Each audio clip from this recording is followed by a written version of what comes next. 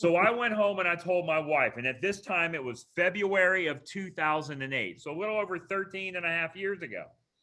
And I went home and I told my wife, I said, honey, I said, we have to start implementing this in our life.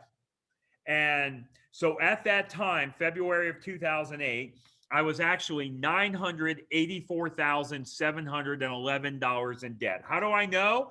Because I had to add up all my debts at that time. In order to start this concept, they wanted to know, okay, what amount of money do you owe to other people, right? So it was $984,711. Now I know what a lot of you guys are thinking. You're probably thinking almost $1 million. How in the hell does a guy from Kansas get to be almost $1 million in debt? Now I know if you live somewhere nice, like in Southern California, that buys you a very small house, but in Kansas it buys you a lot. Well, how was I almost $1 million in debt? Well, I had my student loans from chiropractic school. I had my chiropractic clinic. I had the house that I lived in that I owed money on. I also had my house in the Lake of the Ozarks, which I still have, which is where I'm coming to from you today. I'm talking to you today from the Lake of the Ozarks. And obviously, if I have a lake house, guess what I have to have? A boat and a wave runner, right? I mean, you can't have a boat and a wave runner or a lake house without a boat and a wave runner, right? I'm also an airplane pilot. So as an airplane pilot, I had to have my own airplane. So it did not take me a lot to become almost $1 million in debt. Well, I took this concept that I learned and I put it in place, and I was able to pay that debt off in 39 months. 3 years, 3 months. I never had to work harder. I never had to change my cash flow, take any additional risk, or lose control. All I did was I added one simple step in my financial life. That's it. You see, I'm not going to sit here and tell you that the thing that, okay, everybody on this call today, everybody that's like hearing this message, I'm not telling you that you have to go out and change what you're currently doing. No, you don't. Continue to do what you're doing, but just add one simple step in your financial life. And when you do that, it will drastically change your financial life forever.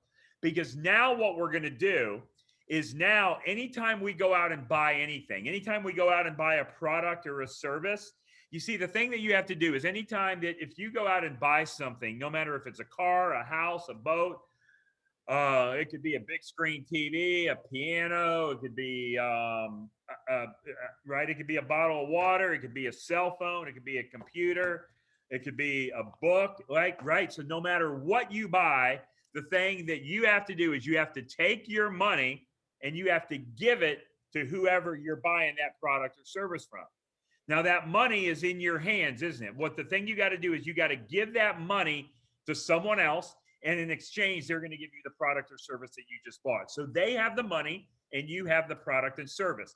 The transaction is over. Everybody walks away home happy, right?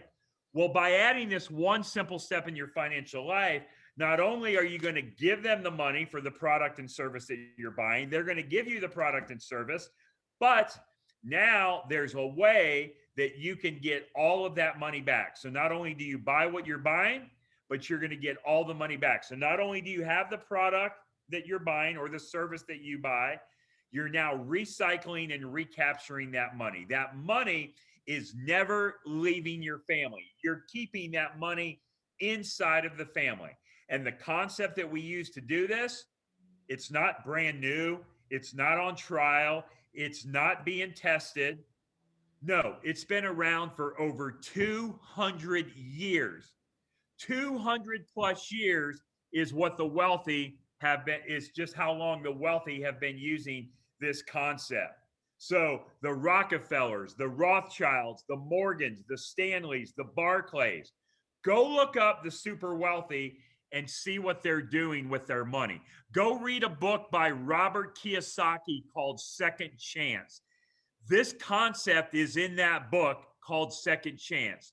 Go out and read a book by Tony Robbins called Money, Master the Game. I can't remember. It's either in chapter 5.2 5.2. 5.4 of that book. I can't remember which. Do you know, John? Yeah, it's 5.2. 5.2 of that book. This is exactly what Tony Robbins talks about. But see, a lot of you guys on this call, you've read that book. and you read through it and you went right past it and you didn't even know what in the hell it meant, right? Or maybe you did and you're like, oh, okay, well, I know what it means, but I don't know how to implement it. That is exactly what we teach. So it's not new, it's not on trial, it's not being tested. It's not like, let's see how this works.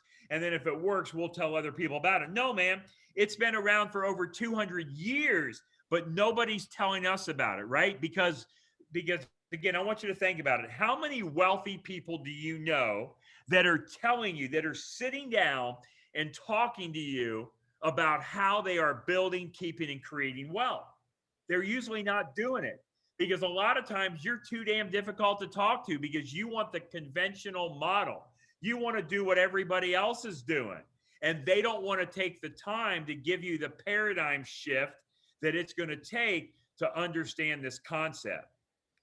So that's what we teach.